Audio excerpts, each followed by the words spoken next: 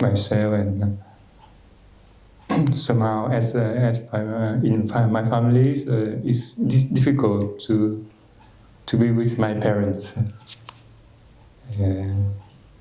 Because I have been living in the Sangha for before that, so I used to get used with the life in Sangha. In the family, somehow difficult because my parents they don't know practice like me, and they kind of have a very dualistic way of seeing things. Yeah. Yeah.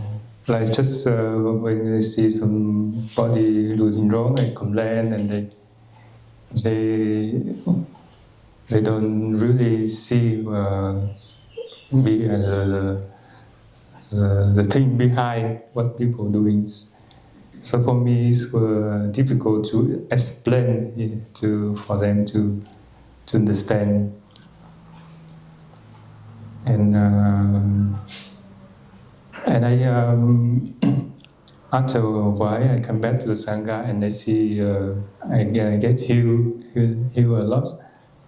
I just follow the schedule. I just a regular meal, and I do the sittings more diligence. So it's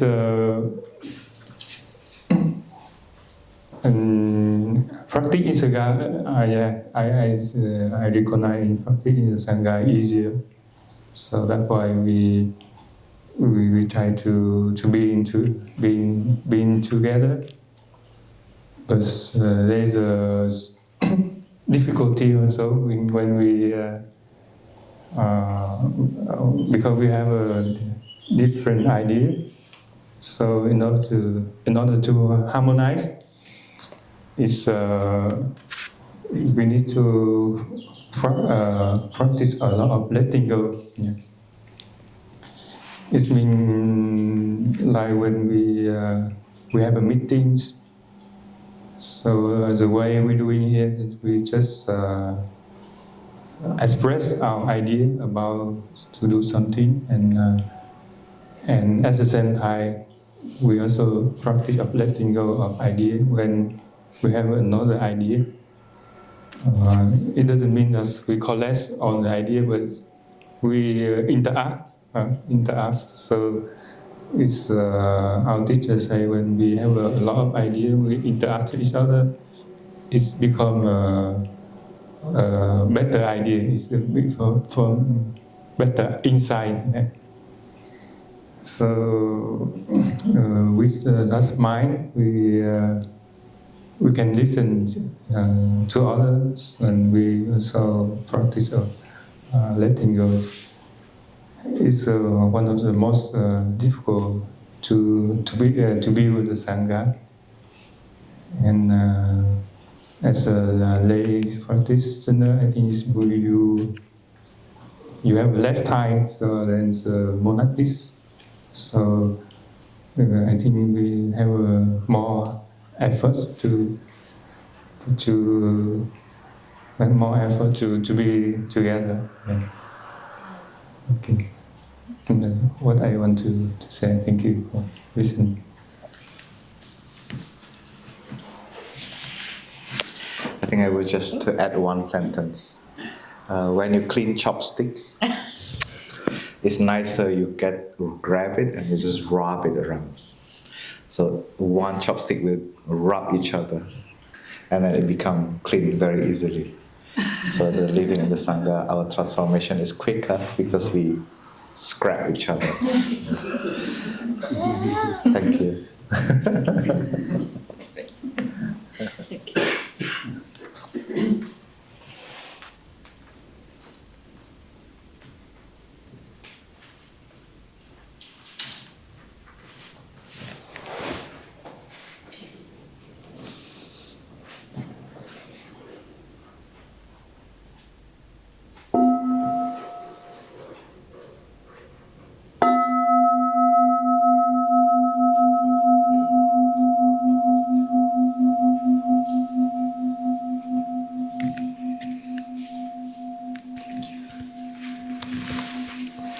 Thank you.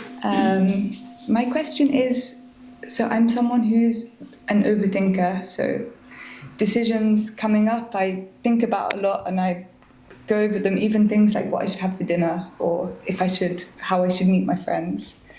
And then once I've made a decision, even then I'll kind of think about it and regret, was that the right thing? Did I want pasta or should I have had a salad? It's very simple, small things that aren't important, but it really pulls me out of the present moment.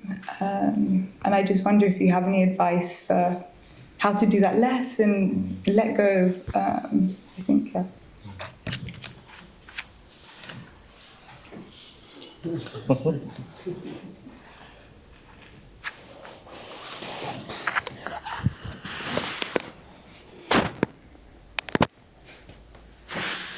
So thank you for your question. I like your t-shirt.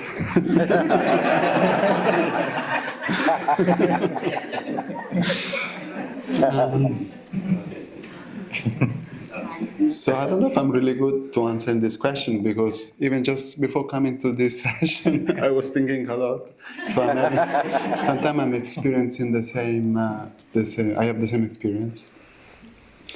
And for me, because I can get anxieties and and having this kind of overthinking how things will go and how will be good enough, I will be ready and so on.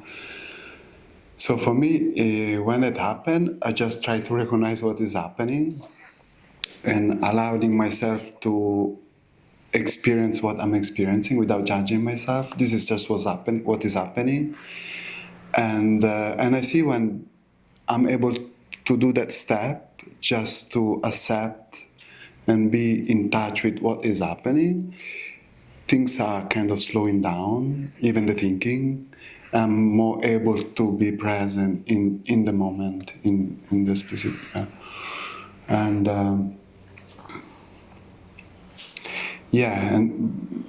there is always the practice of coming back to the breath. As soon we recognize we are overthinking, and our thinking is bringing us away far. So there is, again, recognizing what is happening and try to come back to something that is happening in the here and now, in this very moment, which is the breath. We are breathing all the time. As soon we are tap in that kind of action that is happening, so we are bringing our mind back to the body and to the breath and to the present moment, because the breathing is happening right now. So this is a very concrete practice actually, but we have to trust, we have to try and build some trust in the practice. But I think if we really put effort in doing it, we can really experience of really coming back to the present moment. And this I think is a practice that I'm doing when I feel myself swept away from my thinking and so on. And also the tension that is get accumulated to the body every time I put a lot of pressure on myself.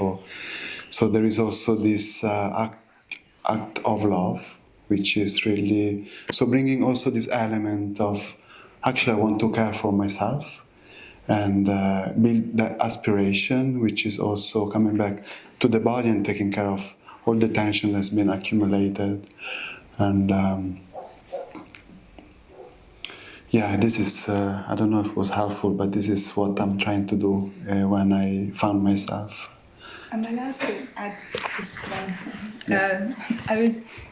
Do you ever know if you're trying to make a decision and you're kind of over-analyzing, how do you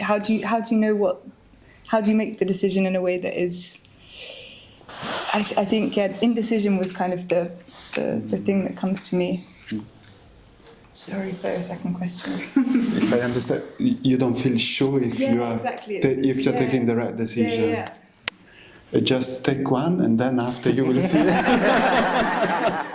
Just take one. I think there is also some experience we have to build, and also to learn our mind. Sometimes we have to go through experiences, and then we look back, and we see if it was the best decision. But it was the best decision because it was out of our capacity. So I think I'm trying not to judge myself much, because at the moment this is my capacity. I cannot be something that I'm not. And I saw, after the experience, if I see, oh, maybe if I would have done something differently, would have been better. So there is also a learning process. So I think we are all learning every day. And so again, just be present in the process, in your feelings, observing your feelings, your mind. And after this retreat, for instance, I will look back how I was during this retreat, and I will learn by observing my actions if I would potentially have done something better. So I think, yeah.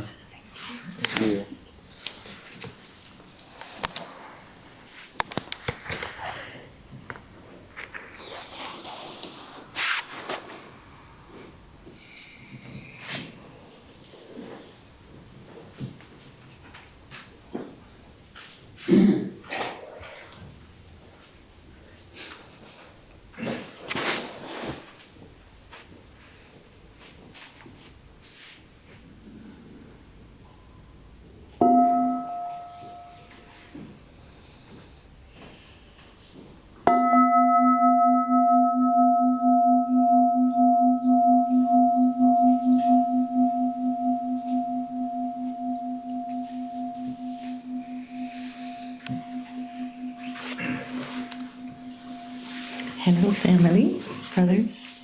I have a question, kind of specific, real-world question. After studying a little bit of the mindfulness trainings,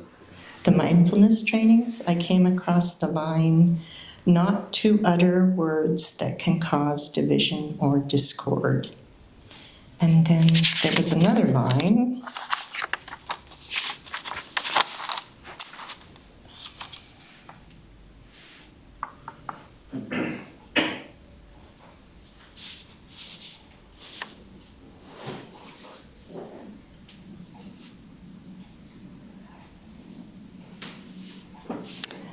In the fourth mindfulness training, speaking truthfully, using words that inspire confidence, joy, and hope.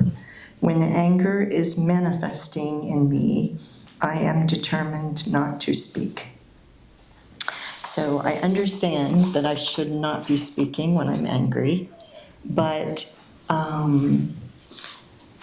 as a social activist, when I am called to action, do you have any suggestions on what I can do or how I can approach this without using words of division or discord when that is really what I'm up against? Does that make sense?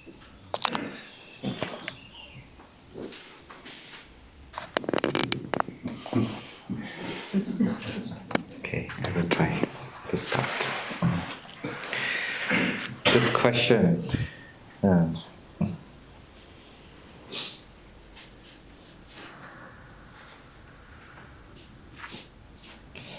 I think we have the right to not agree with something, and we have the right also to speak up what is right for us. And what happened in the speaking out often is followed by a very strong expectation, and that makes us burn out because we speak almost like talking to a wall or something, and we don't see even 1 inch moving, and it makes us more angry because of that. It's not because we are angry of the topic, it's just because there's nothing is moving, and we become more angry. Yeah. I contemplate to this a lot. activism and speaking out things. What I learned is based on the principle of watering the seed. I think what an activist should do is to continue to speak. And we should not stop speaking, even there is no movement. Because some seeds are difficult to germinate. Germinate? Yeah, it's very difficult to germinate. So you need to water enough water in order for it to germinate. And we should not stop or discourage because of that. But then an activist also have to take care of themselves. To see, by learning here, we already learn how to measure the tension of the body. We also learn to measure the tension of the mind. If we are able to detense our body or to relax our body, then you also know how to relax your mind, because they both have the same principle. And in case you don't know how to relax your mind, as we know, mind and body are one, so maybe you just need to relax your body. And your mind also get relaxed. Yeah. So that is something for me is very important. And sometimes I just cannot anymore. Then I just come back to my body. And because I know my body and my mind is one, I just relax my body and my mind is also relaxed. And then I can continue to speak up. But also, for change to happen, we really need to watch our expectation, to not over-expect it. Because human is not revolution. Human is product of evolution. And it continues to evolve. And when we talk about evolution, it's very, very slow. Let's say the evolution of age. Our age is not revolved, but it's evolve. We cannot really see that our face is getting old unless we have a picture of 2 years ago and this year, and then you can see, oh, 2 years ago I looked quite young. But every day you watch the mirror, you don't see any change. So social change is a little bit like that too. Political change is a little bit like that too. You cannot really see it in months or days. Maybe we need some years to be able to compare the change. But the changes depends also on the all element, and one of the element is the movement. That's why we call activists. Actively move the things, even you cannot see. I hope this answer is helpful. Thank you.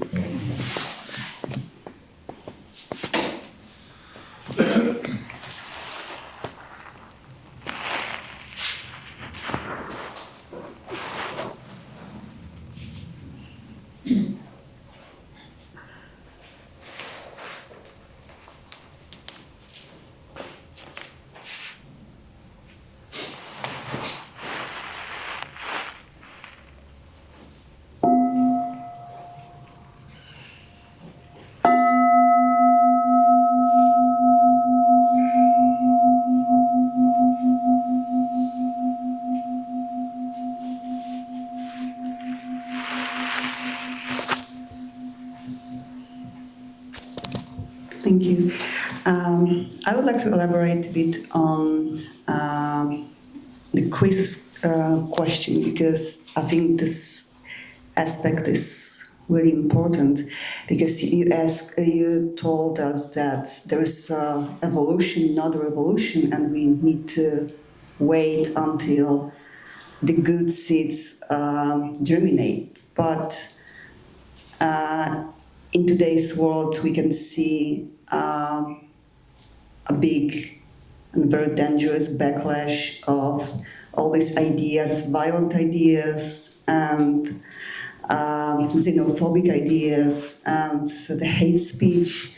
And it looks like, from my perspective at least, that maybe the world is not going to the right direction, like the direction of being more compassionate and peaceful, and it makes me angry.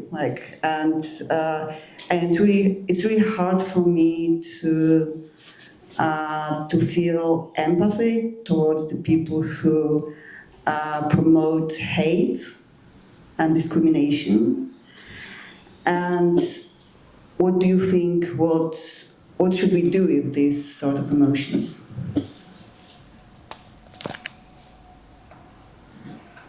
It looks like this is a continuation of the question. Should I continue? Or anybody would like to? Yeah.